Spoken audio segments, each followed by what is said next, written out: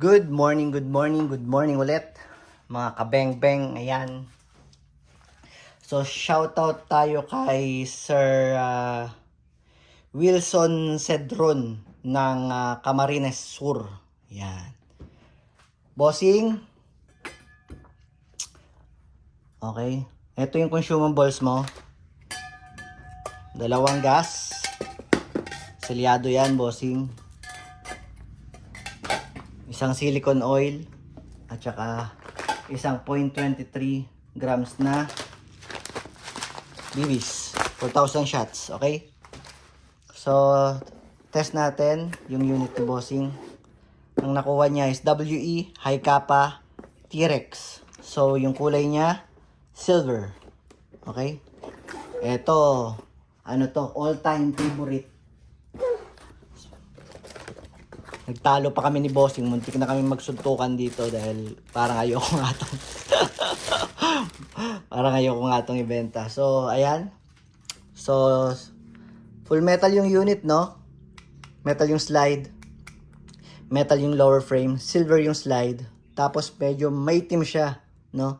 So, sabi ng, ng iba na mayroong mga high kappa, pumuputi daw to pagka lagi mo siyang ginagamit. Pero, mas gusto ko yung gantong kulay, oh. Kaya, mas maganda siguro naka-gloves ka, bossing. O kaya, wag mo na siyang i-metal polish. Kasi, para siyang, para siyang real steel. So, very sensitive yung tumatawag pa si Sir, mamaya na ikaw, Sir Leo, at nagko-content nga yung tao. So, naka-magwell siya. Yan. Meron siyang beaver tail, safety. Meron siyang ambidextrous na manual safety. Ayan. So, metal yung trigger. Polymer yung grip. May magwell. Ganda ng magwell.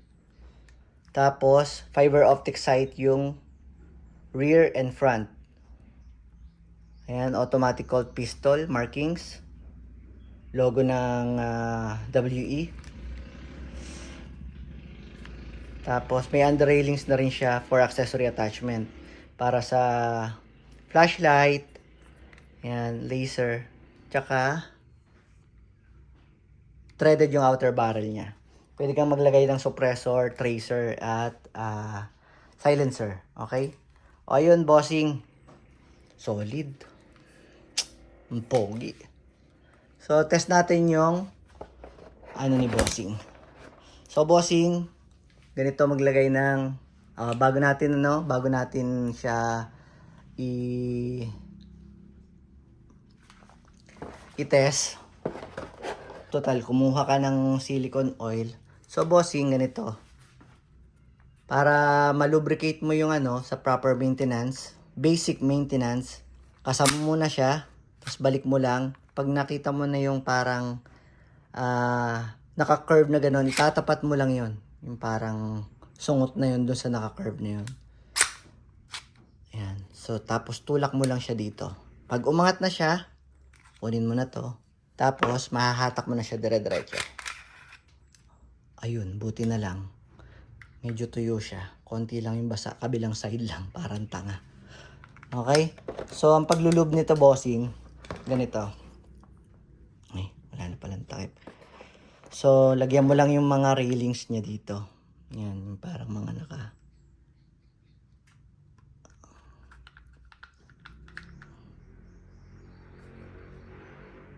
yan.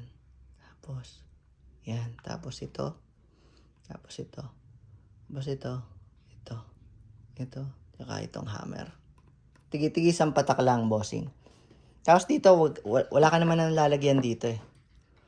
Kasi yun na yun. Kung ano yung nilagay mo dito, yun na siya. Yun na yung kakaskas sa kanya. So, ang pagbabalik lang, balik natin. Tapos, diretso ka sa. Tapos, hold mo muna yan. Pasok mo to. Tapos, pag nakapasok na siya, pag itatapat mo ulit yun, yung pinakasungot na yun, saka mo siya i-press.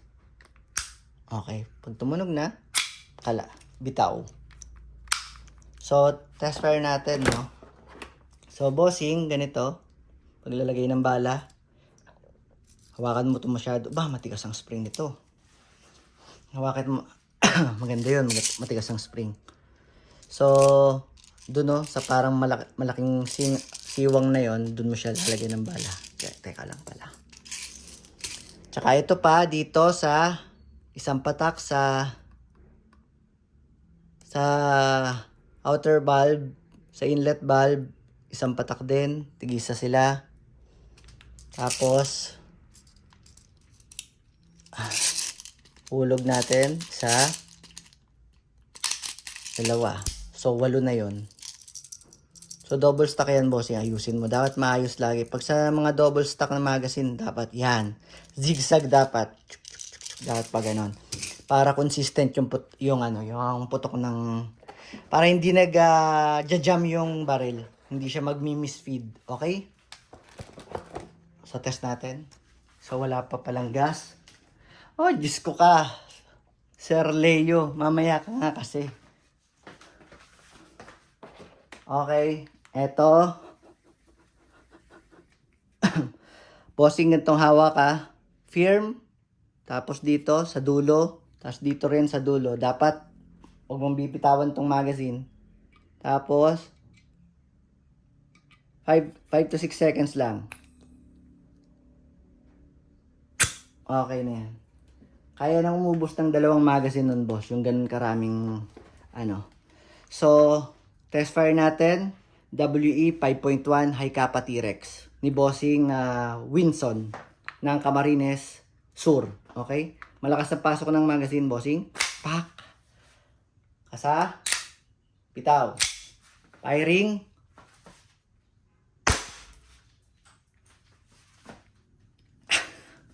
Malakas ang tunog niya.